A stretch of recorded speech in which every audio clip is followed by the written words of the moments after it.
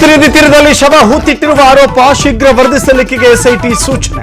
ಅಂತಿಮ ವರದಿ ಬಂದ ಬಳಿಕ ಬಹಿರಂಗ ಅಂದ್ರು ಪರಮೇಶ್ವರ್. ಹಾಸನದಲ್ಲಿ ಯಶ್ ಸೈಟ್ ಜಟಾಪಟಿ ಪ್ರಕರಣ. ಕೆಆರ್ಪುರಂ ಪೊಲೀಸರ ವಿರುದ್ಧ ದೂರು ನೀಡಿದ ಪುಷ್ಪ. ಮನೆ ಬಳಿ ರೌಡಿಸಂ ಮಾಡಿದ್ದವರ ಬಂಧನ ಏಕಿಲ್ಲ ಅಂತ ಪ್ರಶ್ನೆ. ಚಾಮರಾಜನಗರದಲ್ಲಿ ಹುಲಿ ಕಳೇಬರ ಪತ್ತೆ ಪ್ರಕರಣ. ಮರಣೋತ್ತರ ಪರೀಕ್ಷೆ ಬಳಿಕ ಅಗ್ನಿ ಸ್ಪರ್ಶ. ಇತ್ತ ಮೈಸೂರಲ್ಲಿ ಹುಲಿ ದಾಳಿಗೆ ಹಸು ಬಲಿ.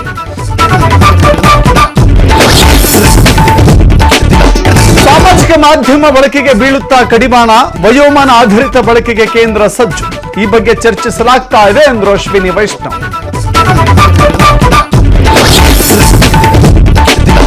ಸಲ್ಮಾನ್ ಖಾನ್ ತಂದೆ ಆರೋಗ್ಯದಲ್ಲಿ ಏರುಪೇರು. ಮುಂಬೈನ ಲೀಲಾವತಿ ಆಸ್ಪತ್ರೆಗೆ ಸಲೀಂ ಖಾನ್ ದಾಖಲು. ತಂದೆಯನ್ನ ನೋಡಲು ಓಡೋಡಿ ಬಂದ ಬಾಲಿವುಡ್ ಬಾದ್ಶಾ.